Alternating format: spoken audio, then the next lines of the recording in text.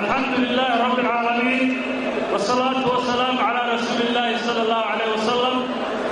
مدحوينات المدير السوماليلاند مدحوينة كحجينكا قدوميها حزبك والله دحي حزبك كلمية يوم التشرف كلا كسو قيب الشيء شروينها صدحات حزبك كلمية كمان واحد نقول سلام يا السلام عليكم ورحمة الله وبركاته.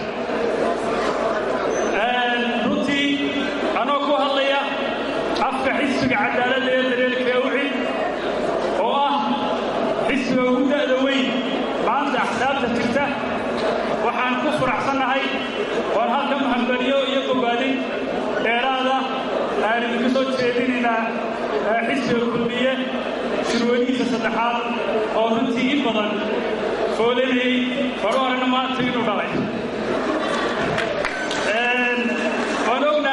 laba sano dib u dhacay axsaabta Soomaaliland waxaan u sameysannay waxay ahayd inaynu ka shaqeyno danta guud inaynu ka shaqeyno midnimada ummadda iyo inaynu baawarkaasi muxuu ahaayey transparency ah inaynu isku wareejino.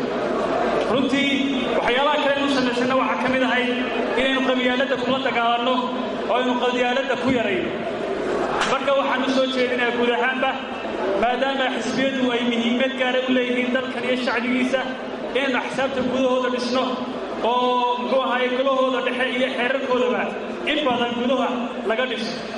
ta kale waan ognahay maanta inay doorashooyinkii lagu soo fool leeyihiin oo diiwaangelintii lagu soo fool leedahay oo weliba doorashooyinku waddanka ugu muhiimsanaa hadday baarlamaanka tahay iyo hadday madaxtooye tahayba ay sanadka soo socda ay noo qorshaysan tahay inaynu qabsanno.